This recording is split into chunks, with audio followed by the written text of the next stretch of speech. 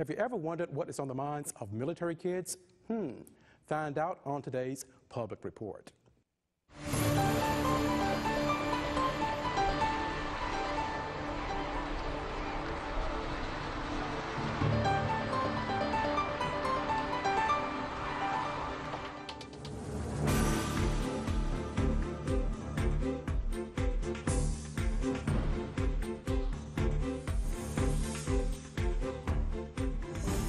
TCT presents Public Report, a look at the issues and events of importance to our viewing area.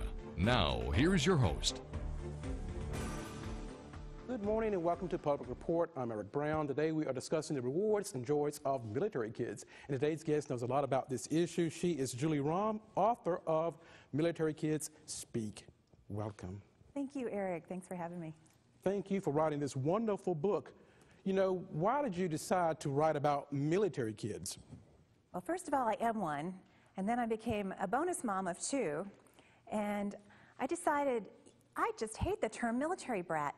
I used to wear it like a badge of honor, but, you know, civilians don't exactly use it the way we kids did. So, you know, they use it in the term brat, like they would call it, and, you know, use brat in any other way. So I said, I'm tired of that. People need to know who our kids are, and they are anything but brats. And so that is why I wrote the book. And with all the deployments after 9/11, Eric, I said, these kids in Guard and Reserve families who have no military community around really feel alone sometimes. And I want them to know they are not alone. So what are some of the rewards of being a military kid? Some of the rewards are the diversity in your life, all the different kinds of people you get to meet when you grow up, especially birth through high school. If you go the whole gamut as your childhood in a military family, chances are you'll live around the world and you'll see places that most kids only get to hear about in the classroom. So that can be pretty special. Yeah, traveling is fun.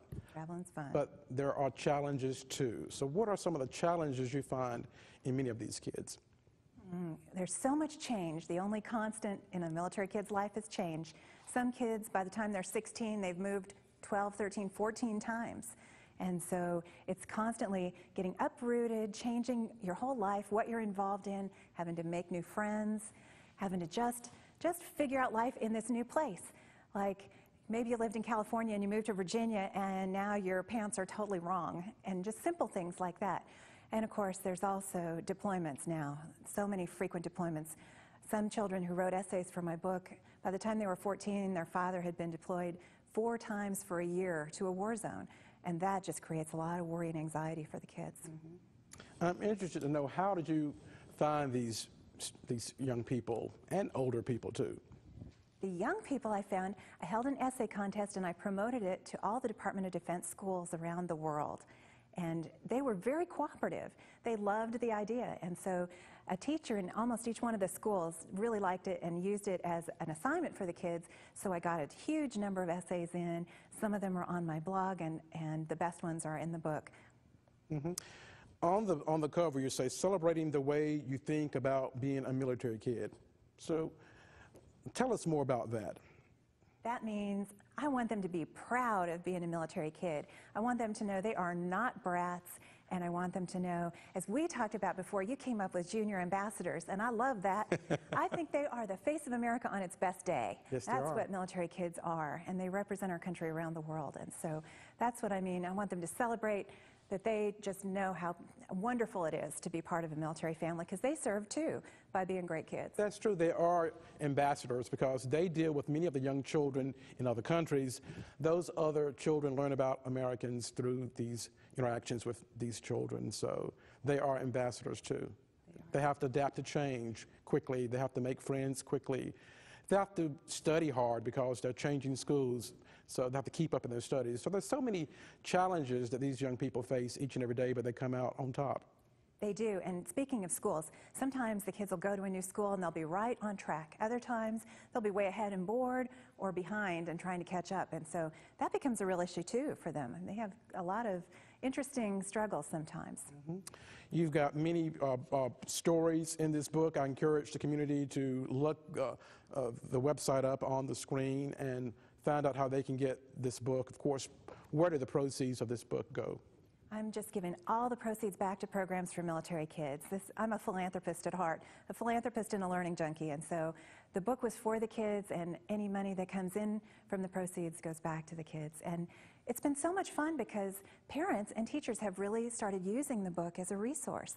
Sometimes kids don't want to talk about how they feel, and a parent can take the book, open to a page where a child has written an essay and say, gosh, you know, Laura Litz-Milaro, she felt like this, you know, when they had to move all the time, or her father got deployed all the time. And have you ever felt that way? And it really helps open up the dialogue, because sometimes the kids don't want to talk about it, or they don't want to overburden their mom. Might say, you know, she's already dealing with so much herself, I'll just handle this myself. And so it really is a nice way for the parents to be able to open that dialogue, which surprised me. That wasn't the intention I had, and yet it's become a great resource when I get letters back from the moms. So it's been fun. Quality moments. You know, it's important for us to read with our children, so I think this is a wonderful book. Wonderful tool for parents to sit down with their children and read together. These stories are awesome. There are famous people, and then there are everyday people in this particular book. Let's talk about some of the famous people who people may not have known were military kids. Sure. I had so much fun, and a lot of people ask me, no offense, but how in the world did you get those people to do interview with you? I know, you've got so many big names. I said, well, when it comes to, you know, talking about their military childhood and helping military kids and military families, they're all about it. It doesn't matter who I am. We're all just trying to preach a great story. So Shaquille O'Neal was one that I was able to find, and I got him when he was with the Cavaliers. Eric, I tried a number of times and didn't get a call back, but then one day I was on my cell phone and the call broke up, so that all the PR people heard was that I wanted an interview with Shaquille O'Neal and my number. They didn't hear who I was representing. So they called back just in case I was really from a big, you know, something big. And so, of course, once Shaquille heard the request, he said, of course, and so I was able to get that interview after practice one day on the phone. And Newt Gingrich, he was, you know, this was long before he decided to run for president, or at least before he announced it. And he invited me to his office in Washington, D.C., and spent a half hour with me. And it was just such a treat. He was so authentic talking about his childhood, because he hadn't really talked about these stories before to anybody, because I was able to pull out some moments. For instance, a theme across the book is the parenting aspect of being in a military family. It's very structured and procedural and disciplined. And sometimes that works really great because it keeps the same norm no matter where the kids are moving. They have these procedures. But sometimes it gets carried to extreme. And his stepdad was pretty hard on him. But there was one night when he was 10 years old and he couldn't sleep because he was supposed to fly to his grandmother's the next day, and he was really worried about it. He thought his parents were going to die. He was just completely in despair. And his dad peeked in on him about 2 in the morning and found him awake and said, you know, Newt, if you don't want to go tomorrow, you don't have to. And Newt, you know, actually started shedding some tears in the moment. We had to take a break and let him collect himself. But I just thought, there's so much of that happens, you know, when we find out that our parents really do, you know, have some compassion for us, even though they're so tough on us all the time. Mm-hmm. Interesting stories. I mean, there's so many stories. Let's talk about some of the everyday people, some of the kids. Sure. What have they said? One of the girls, I just loved her essay. She talked about riding every underground subway that there was around the world by the time she was 16. She'd been in the one in Paris and London and New York, and just how she had seen the world and how much fun it was to be in history class in a new school where teachers were talking about Rome or something, someplace around the world, and she'd say, oh, I've been there, and I can even tell you how it smells. You know? So that, I really enjoyed that story. And then some of the other children, when they talk about deployments, there's a whole chapter on deployments specifically and how they've had to adjust. And those were the most touching to me because they weren't so much the fun stories. They were the stories of a little bit of fear and anxiety and how they dealt with it. And it was just so much maturity. For instance, I mentioned Laura Litz because she really touched my heart. She wrote her essay when she was 13, and her dad is in the Army and had been deployed 3 times already to a war zone for a year where she didn't have very good connectivity with him. Sometimes there are connection points like Facebook or through the internet, but sometimes your parent is deployed in a place where there isn't such access and you don't get to hear every day. And you feel that worry, like, what if he doesn't come home? So she said, the second time he was deployed, I decided I had to make some changes because I couldn't focus in school the first time, and I was so worried all the time. So I stopped watching the news, and I didn't let people talk to me about the war too much. And when I started having those worry thoughts, I thought, I don't really know what's going to happen, so I might as well think it's all going to be fine.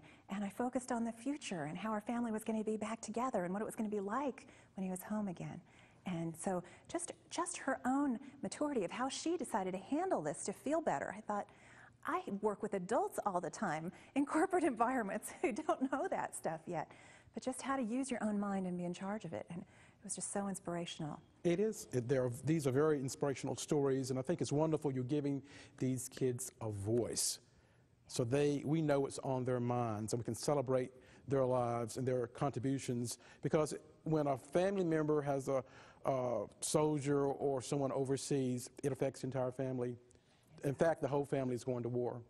That is so true. Whether you're the mom or dad or the spouse or the child or the brother or sister, that is really true. Tell me about your background. My background? I've got an interesting background, so tell me about your background. I know you said you were military. I grew up in a Navy family. I always say I was drafted at birth. You know, you're drafted when you're the child. I chose to marry a United States Marine, but I was drafted into the Navy family. And now, as it turns out, our son-in-law's in the Air Force, so we've got them almost all covered. Okay. We'll see what happens from here, all the services. But so I was raised in a family that was really into service of their country. And then I continued on. I went to college and studied physics and got my master's in engineering discipline and went to work for the Navy and did some interesting weapon work out in the desert, some work with the, combined with the LAPD, non-lethal weapon units, and with the SEALs a little bit, and then moved with my husband to the Washington, D.C. area and went to work in the Pentagon and was a staffer for the Secretary of Defense. And while I was there, I was awarded the Secretary of Defense Award for Excellence, which was really, thank you, I was very proud of that. But, and then I was left that. I was, climbing the ladder to senior executive service pretty quickly, but then realized that that wasn't my passion. And as I got more and more involved volunteering with the families, helping my husband, I thought, my passion is these kids. And so that's where I turned and just went to programs for kids and parents, because it's one thing to help the children do better, but if the parents and the families are not also kind of along for that ride, the kids don't do as well. So it became sort of a family workshop effort. So sometimes I'm doing things just with the kids, but then I have a parent aspect of it as well. For instance, I just did a webinar for the Texas PTA last week, and so I had parents on asking me how to deal with change in their family. Some of them were people who are dealing with divorce and how their children are going to do during the summer going between the two households, because really the fears between a military child and a child of divorce are very similar, and the change aspects and how to create that new normal when things change and a parent is missing, a lot of that's the same. So it was a lot of fun to make that transition too. Mm-hmm. I know throughout the community you're known as the mindset mechanic, because you work with these families and you help them find solutions to their problems. I think that is wonderful. You are helping people who just sit around thinking about things, daydreaming about dreams, and making those dreams a reality. How do we do that? You're doing that in your work. Yeah. You are making your dreams a reality. How can we all do that? Oh, Eric, you're singing my song. It's just a matter of truly believing in yourself and that anything is possible. And so sometimes it gets hard. Sometimes, especially for adults these days, they just have been beaten down perhaps through no fault of their own. And especially if they've been laid off or been through divorce or some major life change, it can be really hard to think, is my dream even going to come true ever? Or why should I even think about it? But the trick is really realizing who you are. You're not your job. You're not that relationship. It's who you are inside and where your true value comes from. And I happen to be a believer in an omnipotent Lord who created me, and that's where my value comes from. And that's what I teach people, that their value comes from, that they were created perfectly. And this is the great opportunity to really go into your heart now when things have changed so much and you have really nothing to lose, to just go back and figure out, what would you do if you could do anything? What did you want to do when you were 5? And kind of just get that childlike thinking back and get to a little bit of playing again. experimenting, and then seeing where's that need in my community and how can I fill it? And just kind of taking one step at a time, just creeping up. Sometimes if you're feeling in despair, you can't make that leap to positive thinking. I don't even like to call it positive thinking, call it power thinking, because we're just going to climb up this emotional thought ladder one rung at a time. Sometimes you're all the way down in depression and despair and rage, and the next step up is just anger and maybe resentment and blame. And you don't want to spend too much time there, of course, because those don't feel good either, but they feel just a little bit better than the last thing. And boy, blame is like an epidemic right now. We sure don't want to stay there. So we need to move back through that until we just get back to this place of neutrality and a little bit of hope. And hey, maybe this could work. And it really boils down to doing the best we can to feel good each day, no matter what is happening, because if we're a little bit happy, not everybody is, people are going to want to be with us, and then we get more opportunity. That's true. It's just how it works. You're so inspiring. You give people hope. You give people inspiration that they can reach their goals. I do believe we all have goals in life. We all have a purpose. You're tapping into an area where people can find that purpose and live it. And I know you speak to communities across the state and out of the state on these very issues. And I know you often have your mindset mechanic tools. So I do. I wear my tool belt. Explain what you do with these tools when you speak. I use them as metaphors for how we tune up our thoughts. So for instance, the level I call the most important tool, and I use them with the kids too. Sometimes I also have a little whistle, and I'll say, okay, time to blow the whistle and take a time out. You've got to be the referee of your own life here for a minute. But the level is what we use to signify when our thoughts are taking us off balance to a place that doesn't feel good. Because the way we think often affects the way we feel, which affects the way we act and gets us the results we get. And if we're not getting the results we get, we have to go back to the beginning.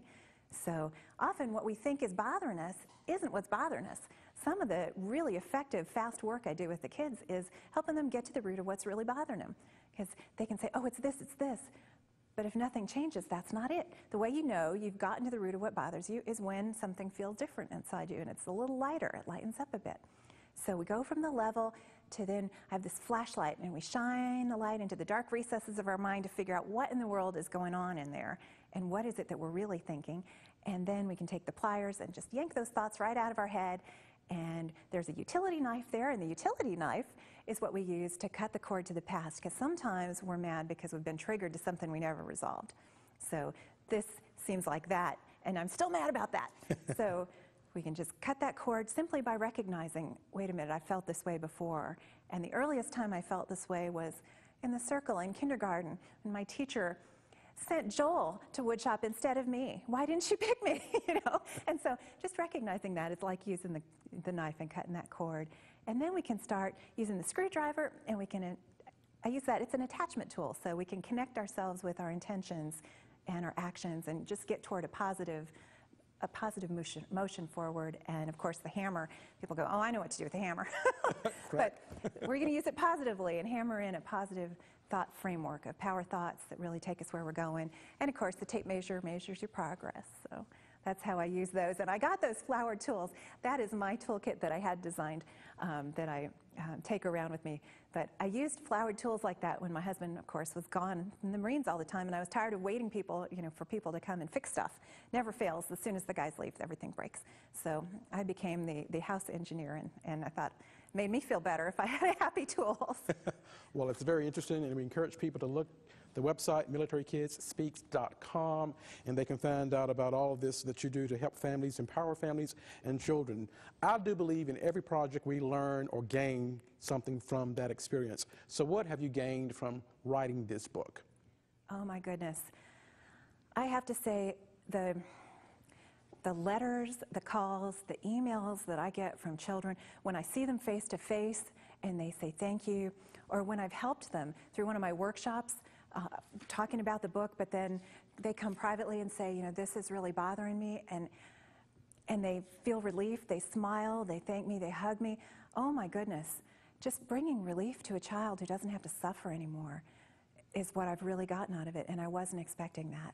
I really wasn't. I was just hoping that some children would just feel like they weren't alone and that everybody would just, you know, have a nice day, but it's really touched my heart. The kids have really touched my heart.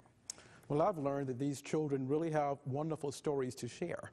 and that we can learn from their stories and see the hope, the dreams, and the challenges they experience each and every day and how they overcome those challenges and live those dreams. So I think it's a wonderful collection of stories from famous people and just ordinary people who have been military kids, and they are sharing their experiences. And other military kids can read this book too, because they can identify with these stories.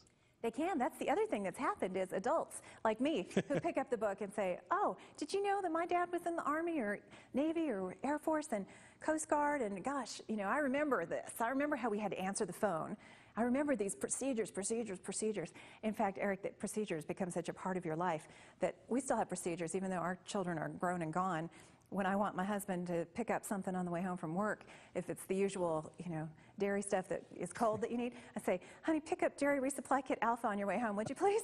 And if I say Alpha modified, it means add the cheese. You know? So it's milk, butter, eggs, you know, half and half. It's like, it becomes part of your life. Well, do you think being in the military or being a part of a military family instilled discipline in you? Yes, it did. Yes, it certainly did. Discipline and responsibility. That's a good thing. Responsibility. That's a good thing. Yes, that my word is my worth. You know? Well, I've noticed that about many of my military friends. They have discipline, they have structure, they're very well organized. So those are very good traits to walk away with when you leave the military. They are. The organization one is still one I struggle with, although I understand it's important for my upbringing. Okay. How do we make these families work, these blended families work, these families that travel overseas and go through these various situations? How do we make the families still work? So much is really about communication, and I know that's nothing new. I don't have a magic bullet for people, except that communication is key. And for the parents, especially the moms, I really want them to understand how important it is to take care of themselves. It is not selfish. It's not taking care of yourself at the expense of someone else. It's taking care of yourself so you can care for someone else, like putting your oxygen mask on first in the plane before you help the child next to you. So the first thing is really not, when you feel overwhelmed, stop. Everything is not critical to happen today. And if it is, then tomorrow it's not. So make sure you have a break. It's very important to keep their own sanity and their own calmness. And I'll tell you why. Because then you're much more present and able to help the child adjust when they get home from school after a bad day. I'll give you an example. A lot of times, you know, we all hate it when our kids come home upset. So your 9-year-old daughter comes home, plops down on the couch, and just sits there and dumps her book bag. And you say, oh, how was your day? Fine. You know, and usually, you know, we'll try to just draw them out or make them feel better, solve the problem. Hey, how about some, are you sure everything's okay? Fine, fine. How about some ice cream? I got your favorite video, we could watch that later. You know, just constantly trying to solve the problem and bring them up. And then we never really find out what happens. And maybe later on in the evening we find the Donuts with Daddy brochure. And there's no daddy to go to Donuts with Daddy. And then we realize what happened. But we were too busy trying to solve it to listen. So instead, we can say what happened and ask open-ended questions. When we're present, we can help the children learn to problem solve instead of solving the problem for them. So we can ask these great open-ended questions and say, tell me about your day, what happened that's new, and we're more likely to see the Donuts with Daddy flyer at that point. And then we can say, are you missing Dad? Yeah, okay. So what can we do about that? And really come up with some things together, because, you know, I miss Dad too. And so what can we do about that so we can feel better? And then all of a sudden, things can really, truly get better, instead of saying, well, hang in there, you know, why don't you go lay down? Things will be better tomorrow. You know, just really, so it's all about teaching some problem solving, keeping ourselves in a great space so that we can be neutral to the point where we don't freak out or react too much when the child comes home. And then they don't realize, they don't feel like they're overwhelming us by bringing things to our attention that are bothering them too. So it really is about that, managing our emotions and open lines of communication with some great open-ended, not yes or no questions. You put everything in such great perspective, and that's wonderful. You're helping, I guess, the moms feel not overburdened. Many times women, I guess, do feel like they're overburdened because they're the caretakers of the family, so they have to learn to take time for themselves. and that's a good thing. It is. It's very important because they'll be a lot more likely to go with the second scenario than the first, when they can take a breath and everything doesn't have to be done bing, bing, bing, because the other reason we try to solve the problem is we're in a hurry. There's more to do. So we can just take a moment and breathe. And that's one of the techniques I teach the children, to say when they're having a little bit of angries show up, we'll just stop, breathe, make your tummy go out. They always giggle when they push their tummy up. Feel your tummy go out and breathe until you need to, at least 3 times. Then listen to that little voice in your head and then respond. That little voice in your head that tells you maybe what's really happening, so you don't have to be so angry. So let's help our military families. We need to support our military because they are fighting for our freedoms, and we appreciate military people, all people who work in the military. We appreciate it so very, very much. What advice you give to a wife whose husband is overseas? Set goals.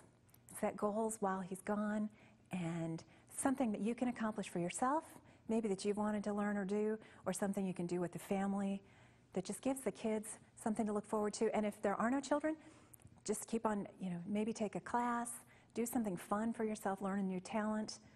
Just do something for you. And advice for a father, a husband, or wife who may be overseas and they're separated from their loved ones. And that can be such a challenge because they really have to be focused on what they're doing. And so for them, I would say, whenever possible, when they're near the internet, go ahead and make contact. Because sometimes what happens, especially with the teenagers, is they allow the distance to grow. They stop emailing, dad stops emailing, and then when it's time for dad to come home, there's more anxiety because they say, boy, I've changed, and he's probably changed, and I wonder if we're even going to like each other. So just finding a connection point, just putting it on the calendar or just before bed or sometime in the week where you can just make some connection point. Sometimes they can make a phone call, sometimes it's Facebook, sometimes it's email. We have less than 30 seconds. Our time does fly. Oh, my. We're having fun. Again, tell people how they can get this wonderful book. Oh, thank you, Eric. They can go to militarykidspeak.com, just like the title of the book, and on there they can click the button for Amazon or Barnes & Noble or their favorite place to get the book, and that would be terrific. They can email me through that website or find my phone number there if anybody is struggling right now with an issue with their child and just doesn't know what to do to get them focused again. It's what I do, is making kids available for learning again and focus them in school. So don't hesitate to give me a call. I'm happy to help. It's what I do. Julie, I always enjoy being in your presence. You inspire me. I know you are inspiring our viewers about how they can continue to have hope. They can reach their goals in life. If they are in the military, they can make their families work. They can reunite with their loved ones, and life can be productive. We appreciate you so very, very much. Thank you, Eric. That's all the time we have for this edition of Public Report. You go out and make it a great day. This has been Public Report. Public Report discusses the issues of interest and importance to our viewing area. Please remember that the views expressed by our guests are their own and do not necessarily represent the views of TCT or the station.